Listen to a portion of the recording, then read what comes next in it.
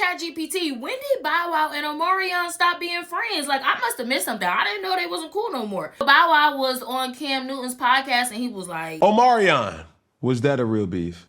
It's complicated. It's complicated. Still.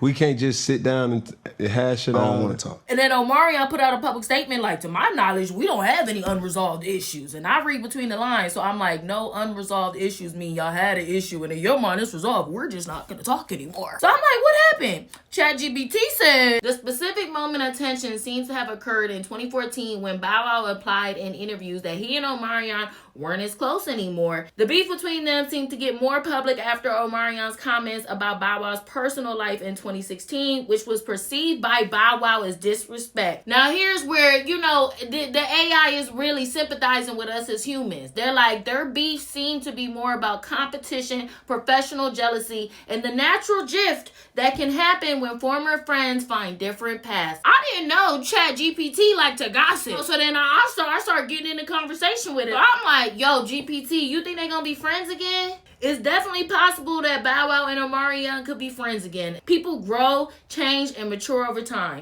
And the public reconciliation in 2019 shows that they were able to put their differences aside. I agree. That's a very positive, good point. But then this where ChatGPT kept it too real. They like, however, whether or not they'll ever fully return to the closeness they once shared depends on how much they are both willing to let go of the past and whether they can rebuild their trust. That is what it requires when you're trying to mend a relationship. It's like, can we rebuild the trust that we had? And you got to be willing to let go of the past. Like, we can't keep talking about who was right, who was wrong. We got to let go and we got to trust again. They was hitting on that. It may not be the same as it was during their prime, but I wouldn't be surprised if they ended up having a solid friendship again in the future, especially as they continue to mature and move past old beef. Then ChatGPT ended it with this: time tends to heal these kinds of things. I hope so.